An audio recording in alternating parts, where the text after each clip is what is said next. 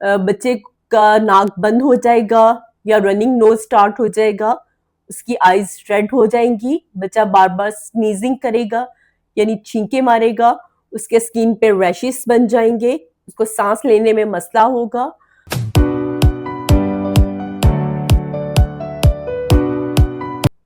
अस्सलाम वालेकुम viewers, welcome to my clinic telemedicine by doctor Hina Amber. कैसे हैं आप?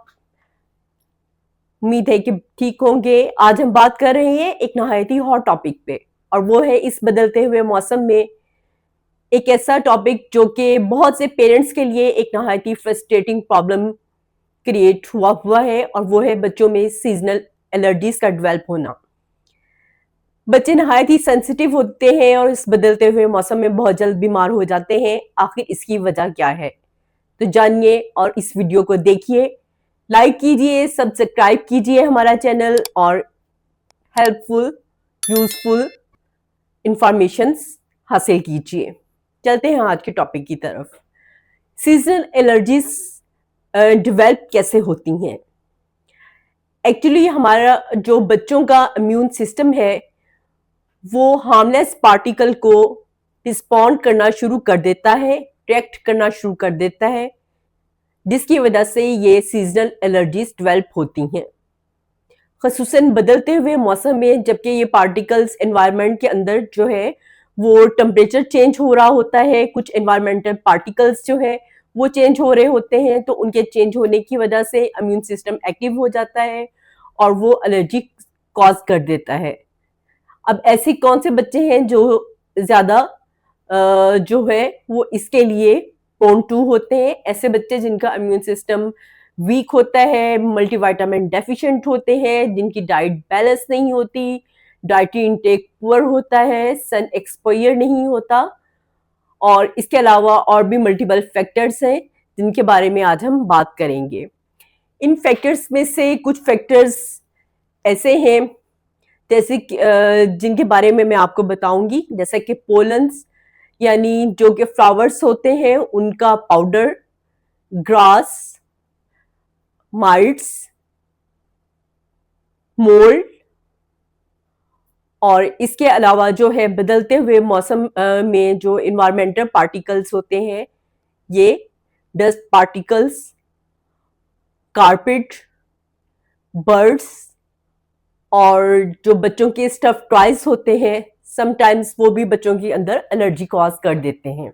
ये थे वो फैक्टर्स जो कि बच्चों के अंदर एलर्जी कॉज करने के लिए मोस्ट कॉमन थे।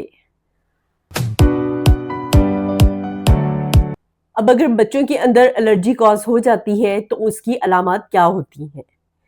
जब बच्चों के अंदर कोई भी ये सीजनल एलर्जी हो या किसी भी चीज़ से कोई एलर्जी हो, तो उसके अंदर जो अलामत कॉज होती हैं उनमें से है बच्चे का नाक बंद हो जाएगा या रनिंग नोज स्टार्ट हो जाएगा, उसकी आईज रेड हो जाएंगी, बच्चा बार बार स्नीजिंग करेगा यानी छींके मारेगा, उसके स्किन पे रैशेस बन जाएंगे, उसको सांस लेने में मसला होगा, सांस में से खड़ खड़ की जैसे आवाज आती है वैसे होगी, ड्राई कफ हो जाएगी, बार बार इरिटेशन गले में फील होगी, और बच्चा समटाइम्स इतना डिस्कम्फर्ट हो जाता है कि वो एक साउंड स्लीप भी नहीं ले सकता।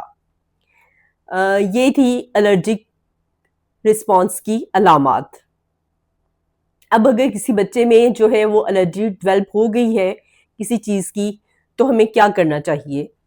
अगर बच्चों में जो है वो एलर्जी डेवलप हो जाती है, तो सबसे पहले जितने भी पॉसिबल एलर्जन होते हैं, यानी ऐसे फैक्टर्स जो एलर्जी कॉज करते हैं, उनसे बच्चों को प्रोटेक्ट करना चाहिए।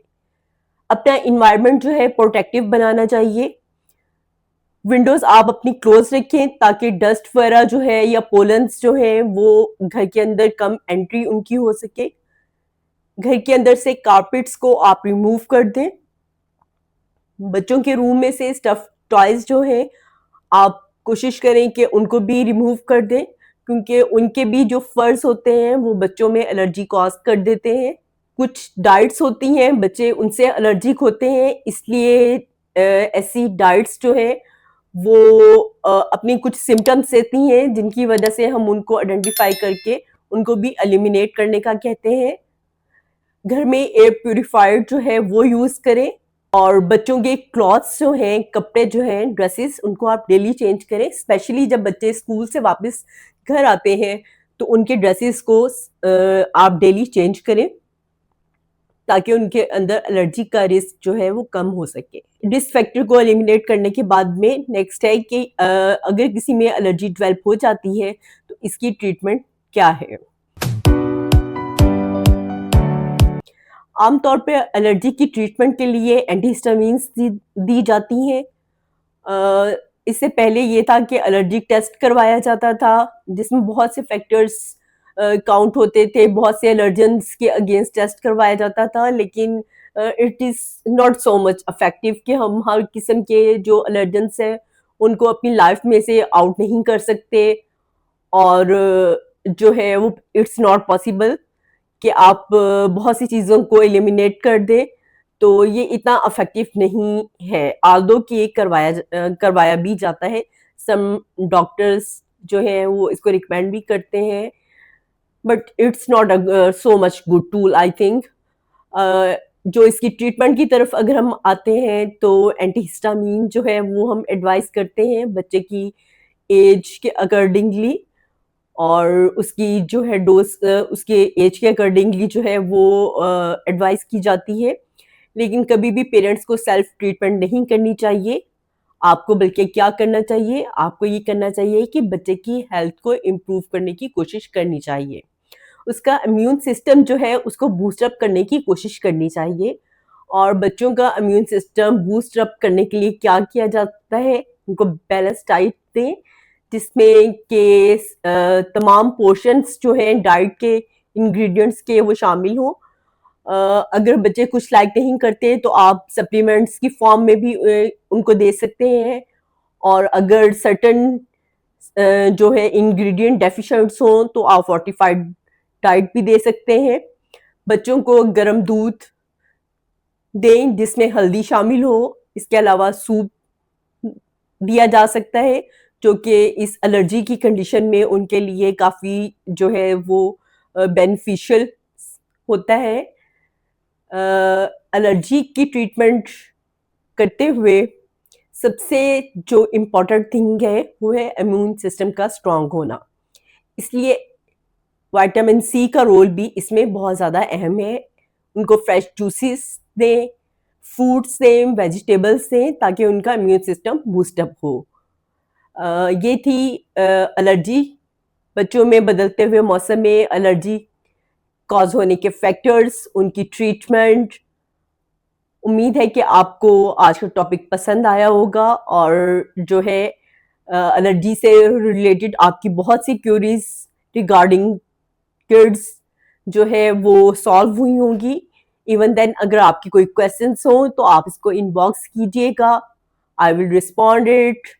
वीडियो के एंड पे आप सब हमारे चैनल को ज़रूर सब्सक्राइब करें, आइकॉन का बटन प्रेस करें, ताकि आपको मज़ीद ऐसी मुफीद मालूमात मिलती रहे। मिलते हैं दोबारा एक नई वीडियो के साथ, नई मालूमात के साथ। Thank you so much.